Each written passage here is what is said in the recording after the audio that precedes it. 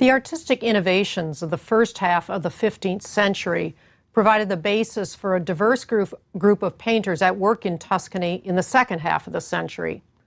Piero della Francesca, whose dates were about 1415 to 20 to 1492, is one of the most intriguing among them, a painter who was also a mathematical theorist. The theory and practice of perspective fascinated him, but he used it in a more solemn manner than did Uccello in the Battle of San Romano. The baptism of Christ is a marvelous example of Piero's art. Piero's earliest training is unknown. He came from the Tuscan town of Borgo San Sepolcro, now known just as San Sepolcro, but was in Florence around 1440. The baptism of Christ is counted among his earliest works and was the central panel of a polyptych finished by another artist and later dismembered. It was made for the chapel of John the Baptist in the Camaldolese Abbey Church in San Sepolcro. It is thought that the landscape background in the painting was meant to evoke the hilly area around Piero's native town. The subject marks the beginning of Christ's public ministry. Jesus has come to the River Jordan, where his cousin, John the Baptist, was at work. At the moment of the baptism with water, the Holy Spirit was said to have descended on Jesus like a dove, and the voice of God the Father was heard to say, "This is my beloved Son, in whom I am well pleased." Originally, the painting may have depicted the Trinity as well as the baptism of Christ. The dove of the Holy Spirit, carefully foreshortened, hovers over Jesus' head, and God the Father may have appeared in a separate panel above this one. The mood is one of pregnant calm. Everyone seems frozen in their movements. Jesus stands at the very center of the composition, with the patient yet intrigued angels to his right and John the Baptist at his left. In the middle ground, another man prepares for his baptism. Notice how Piero has suggested the natural placement of the body's weight through the bent legs and the shifted hips of Christ.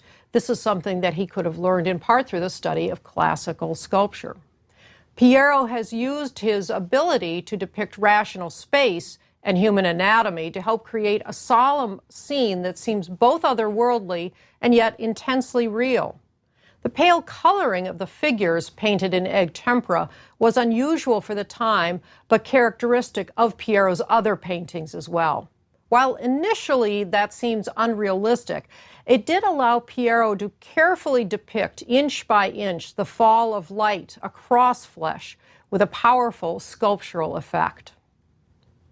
Two brothers who worked collaboratively in Florence were also interested in human anatomy and the study of perspective. Antonio, whose dates were about 1432 to 1498, and Piero del Poaiuolo, and Piero's dates were about 1441 to 1496, were from a family of poultry sellers. Their name actually derives from the Italian word for chicken coop. And they were among the most prominent and influential artists of their generation. Antonio, the elder brother, was the primary artistic personality of the two and worked as a goldsmith and sculptor as well as a painter.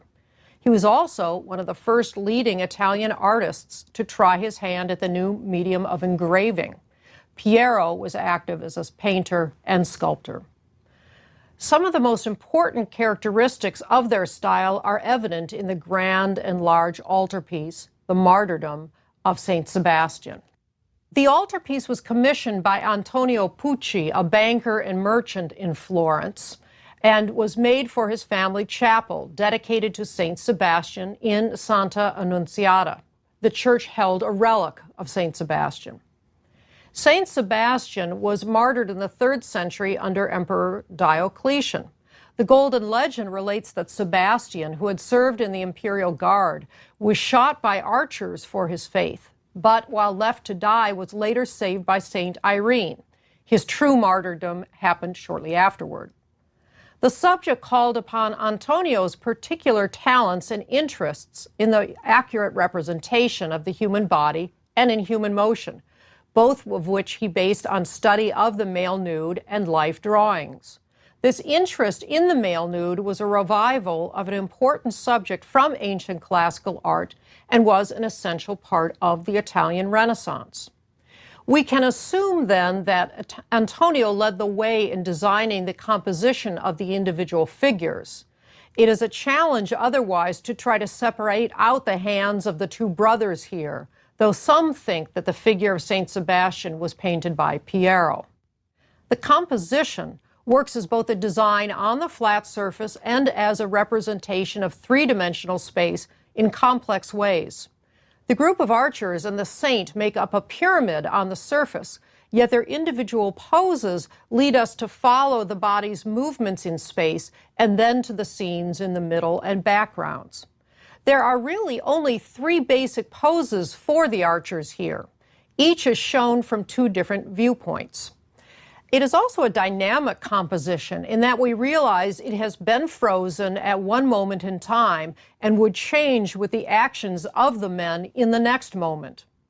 The extremely foreshortened poses of the two middle archers in the foreground were particularly challenging, but suggest the confidence of the second generation of artists to have mastered this task. The representation of the extensive landscape is equally impressive, with its Tuscan landscape and ruins of a Roman triumphal arch as imagined by the Poaiuolo brothers. There is a high degree of detail here, but nonetheless painted with a certain freedom of brushwork. The soft recession into space with the cool color tones and hazier details shown at the horizon is often called atmospheric perspective. It was a characteristic of Netherlandish painting greatly admired in Italy. The possibility that Antonio and Piero del Poaiuolo had studied Netherlandish paintings firsthand is strengthened by the fact that this painting was created with oil paint, not tempera. Few Italian paintings were made primarily with oil paint before the 1470s, but by 1500 this technique became widespread. So if Memling could imitate Italian architecture, the Poaiuolo brothers could imitate Netherlandish oil techniques and landscape painting. One of the most popular Florentine artists of the last quarter of the 15th century was Sandro Botticelli, whose dates were around 1444 or 45 to 1510. The National Gallery has a strong collection of 8 of his paintings representing a variety of subjects, including portraiture and mythological and religious stories. His teacher was probably the painter Fra Filippo Lippi. The Adoration of the Kings likely dates from the first half of the 1470s, close in time to the St. Sebastian altarpiece. It is in the form of a tondo or round painting, a type which presents special compositional challenges. The subject was a popular one in Florence, likely because of the active participation of many wealthy Florentines in the confraternity, a lay religious group, of the Magi, of the kings. This confraternity sponsored processions in Florence each year on January 6th, the feast of the Epiphany, according to the Western Christian liturgical calendar. Botticelli was neither the first Florentine artist to show the subject in the tondo format, nor the first to emphasize a great crowd of figures echoing the Florentine processions. But he did have the brilliant idea to devise a composition that moved into the painting's fictive space rather than across the surface. Thus, the Virgin and Child were placed at the center of the composition, framed by the classical architecture behind them, as well as by the king's retinue in front of them. We seem, therefore, to be placed a little further behind the crowd accompanying the Magi. This was an instance where linear perspective was used to focus the viewer's attention and to emphasize the most important figures in the painting, despite their small size. Botticelli incised lines on the gesso to prepare the architecture in the background, indicating how important its placement was to the success of the painting as a whole. Yet the architecture also serves a symbolic function. It is beginning to decay, indicating that the birth of the Savior forms a break in time between the era of the Old Testament and that of the New Testament. It is a luxury painting for a private setting. Tondos often were especially decorative works and expensive, with rich use of pigments, carefully studied elegant poses, and carefully detailed depictions of the decidedly contemporary Florentine dress. The individuality of many of the faces here suggests that they might also represent contemporary Florentines themselves, but we have no documentary evidence to prove this. Such paintings seem to have been found primarily in the camera, chamber, of a well-to-do Florentine residence. This was the most important room in the house with multiple functions. It was used for entertaining guests, for instance, but also served as the primary bedroom. In its functions, it was similar to the room we saw in Van Eyck's Arnolfini portrait, which also had a large bed in it. Botticelli's portrait of a young man from the first half of the 1480s does not look surprising to us after the Netherlandish portraits we have seen in the last lecture.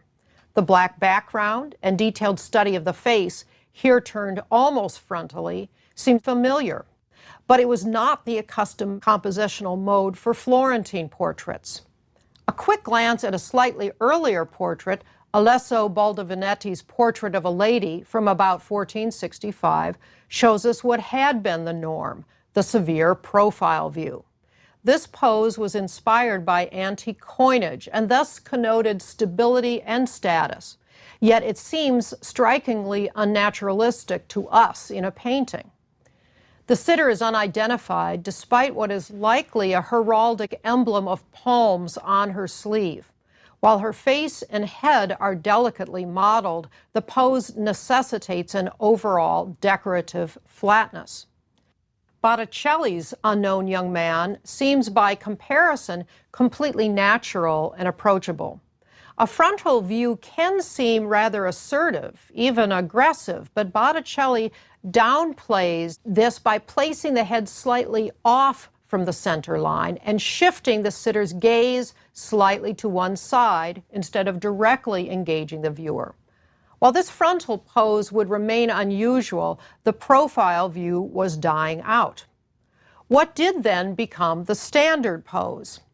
The Florentine painter Domenico Ghirlandaio's lovely and well-preserved portrait of a young man in red was probably painted close in time to Botticelli's portrait and shows another young man, this time in a three-quarter pose.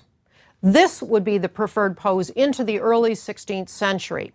One other signal difference: Ghirlandaio included a landscape setting behind the figure, which adds a sense of openness and light. This kind of landscape setting behind a bust-length portrait was commonly used by Hans Memling in Bruges by the 1470s, and he may have been the one who inspired various Italian artists to include such a setting. Many of his portraits of Italian sitters seem to have been sent back to Italy by their owners. However, Ghirlandaio chose to paint this work with tempera rather than with Memling's oil paints. Botticelli's Venus and Mars from the 1480s has an unusual shape that indicates where it was likely originally found as part of the decoration of a camera's furniture. Painted furniture was traditional in Florence, and even the most important artists would welcome such commissions. The long horizontal shape indicates that this painting decorated the backboard or spalliera of a wedding chest or bench as a prominent piece of furniture in a camera. It is mixed media, painted with both tempera and oil paints. The subject is mythological, we might even say overtly pagan. Venus, the goddess of love, and Mars, the god of war, and here her adulterous lover, recline languorously to fill the compositional space. They are accompanied by baby satyrs who amuse themselves playing with the armor of Mars, made by Vulcan, Venus's cuckolded husband. One satyr even blows rather rudely on a conch shell held right to Mars' ear, but even this does not disturb his sleep. Lovemaking has worn him out, while Venus watches a bit smugly, one suspects. The male nude, a favorite subject from antiquity, is celebrated here, though Mars' body type is too thin and soft by classical standards. Venus, however, is chastely dressed in a modern chemise. Her figure, like Mars, is long and slender, and her face and hair are typical of Botticelli's female beauties. Both are depicted as much through line as through color. The clear outlines of their forms indicate Botticelli's interest in a linear aesthetic that was all his own. The rise of mythological subjects is one of the signal characteristics of the Italian Renaissance. While some scholars see deeper significance to the painting, it is entirely possible that the subject was meant to be seen as lighthearted and treated as such. We don't know the original patron, but one suggestion has been offered.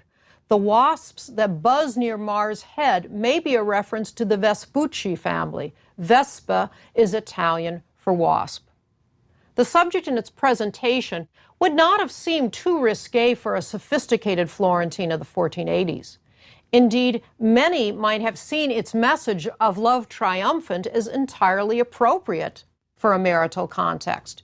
Yet it was exactly this subject that would soon come under public criticism.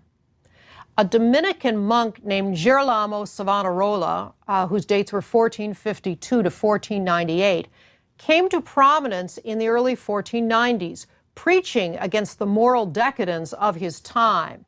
He even ran Florence itself from 1494 to 1497 after the Medici had been expelled.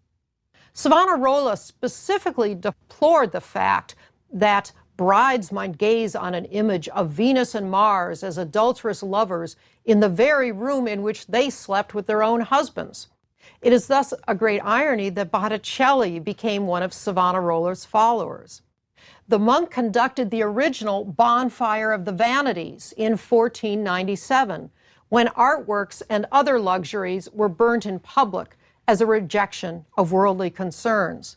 One can only imagine what Botticelli felt about the destruction of such artworks. Piero di Cosimo's satyr mourning over a nymph from about 1495 was surely also a Spalliera painting given the format, and its portrayal of the female nude can be seen as the counterpart to Venus and Mars. Di Cosimo, whose dates were around 1461 or 62 to 1521, was a Florentine painter who often worked on secular and mythological subjects to decorate the grand Florentine palaces of this time. He was viewed as eccentric, but nonetheless admired. He was fascinated by the natural world of plants and animals. This interest permeates the National Gallery's painting. The subject, though, is not entirely clear. One possibility is the story of Cephalus and Procris, which was found in the Roman author Ovid. Procris came to doubt her husband Cephalus's fidelity and followed him one day when he went out to hunt. She watched him in hiding, but inadvertently made noise that led Cephalus to think there was an animal nearby. He threw his spear, which caused her fatal wounds. Ovid did not mention a satyr in his version of the story, but an Italian play by Niccolò da Correggio that had been performed in 1486 did include a satyr. There are dogs in the background as well as the prominent brown dog in the foreground.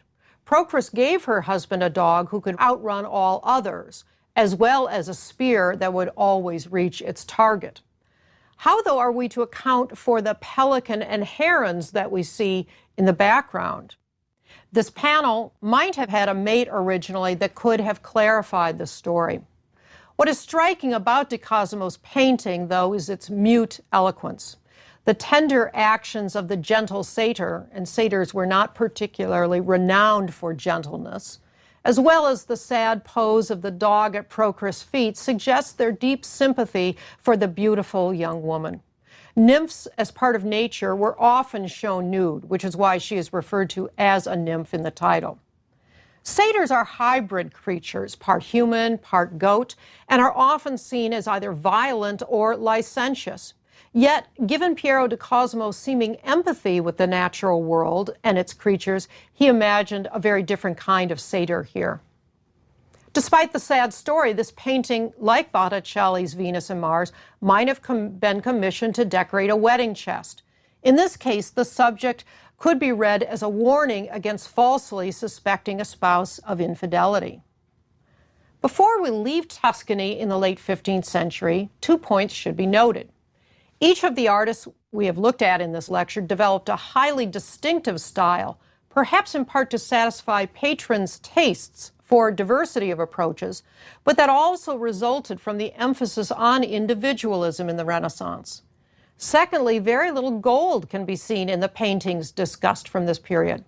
While the use of gold backgrounds and gold decoration had not died out, it had become a minority approach in a community like Florence, at least in part because of the increased emphasis on artistic naturalism, albeit a naturalism that was tempered by idealization of form.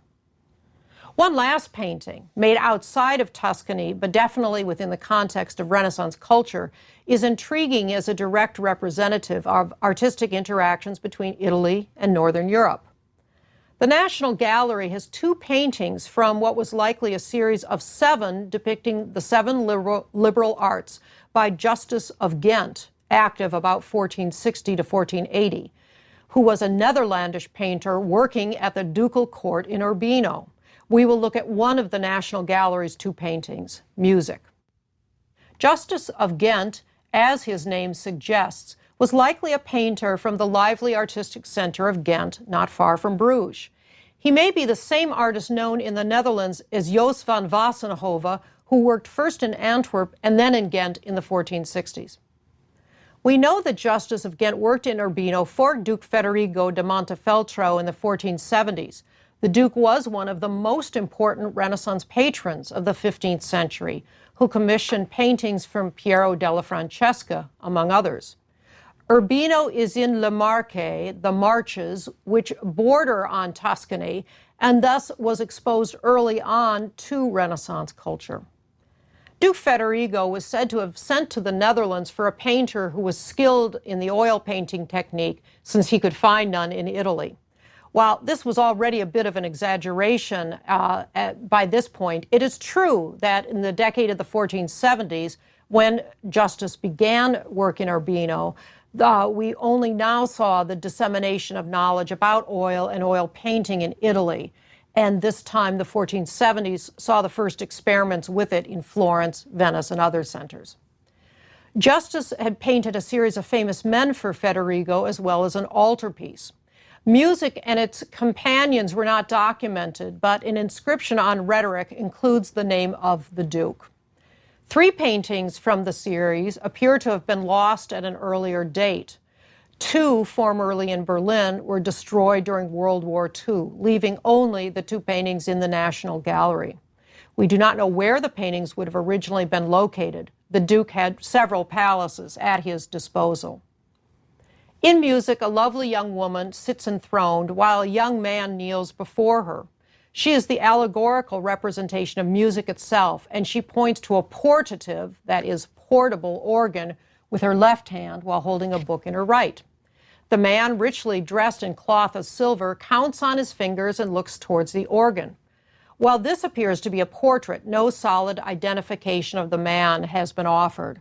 A Latin inscription on the background reads Gonfaloniere, or standard bearer, of the church, while lettering on the throne in Kufic, Islamic script, appears to refer to prosperity and good auspice in Persian. Justus van Ghent, if the painter of these works, gave Duke Federigo a wonderful combination of Netherlandish technical skill in manipulating oil paint to imitate textures and create a convincing lighting scheme. Note the cast shadows, for instance, while also emphasizing the Italian interest in perspective constructions, classical architecture, and monumental figures. The subject, too, was one popular in Renaissance Italy as another revival from classical antiquity when the 7 liberal arts were first defined. A painting like that by Justus van Ghent presents a potential dilemma. Where to hang the painting? Should it be kept with the other 15th century Netherlandish paintings or exhibited with Italian ones? In fact, I believe both approaches have been used at the National Gallery with this painting and are equally justifiable. But this fact raises an issue I should deal with for a few moments here: the continuously changing nature of the National Gallery. Very few art museums stay exactly the same. New works are bought and hung on the walls, and as a result, others go into storage. Paintings go out on loan or go to the conservation studio for work or research. Private donors decide to lend treasured paintings to the museum. Special exhibitions might be held in some of the galleries normally devoted to the permanent collection, necessitating reorganization, at least for a period of time. New curators or directors have different visions of what should be on display and where compared to their predecessors. For example, when the Sainsbury Wing opened in 1991, a decision was made to create an installation that was chronological in organization, but not geographical. That is, paintings from different countries were shown in the same gallery as long as they were made close in time to each other, and often the subjects were taken into account as well. Now, such an installation is very helpful in helping the visitor recognize similarities and differences from country to country. One can make comparisons right on the spot. It also acknowledges what we have already seen to be true, that there were artistic connections between countries and influences could go back and forth. To my thinking, this kind of installation works best for an audience that is already somewhat knowledgeable about the history of art. However, it is less successful as a way to teach the public about the developments of art in one country over time. Neither way is right or wrong. It is a question of preference. I do find it interesting, however, that the National Gallery returned after a few years to the more traditional installation of paintings by country and date. Who makes the decision about what will be on display? This is generally the job of the individual curators of the museum. At the National Gallery, the curators have very specialized areas of expertise. For instance, there are separate curators, not just for Italian and Netherlandish painting, but for different periods of Italian and Netherlandish art as well. The curators are expected to know the collection in their area, research it, consider what gaps there are that can be identified for future acquisitions, and decide what to hang on the walls. In most museums, however, the director also has some say in what is on display and how it is shown. I suspect that is true at the National Gallery as well. But the director largely has to trust the knowledge and instincts of the curators about the individual decisions of not only what to display, but in what sequence. The art of installation, of deciding which paintings should hang next to which other works, is itself a subtle one. Curators take into account such factors as the size of the paintings, chronology, especially if they are considering a group of paintings done by the same artist, and subject matter when planning the installation of a gallery space. So while it is easy for us to take for granted what we see when we walk into a room as a natural arrangement, it is in fact a carefully thought out and dynamic solution that will not remain the same for very long. Some of the most important work that is affecting our own experiences when we go into the gallery is essentially invisible to us if done correctly. Let us return to our geographical and chronological consideration of the National Gallery. In this lecture, we have seen more than one route led to the Italian discovery of oil painting. Artists, as well as paintings, were imported from the Netherlands, bringing this knowledge with them. In the next lecture, we will see how oil painting affected the course of art in northern Italy, especially in the city of Venice.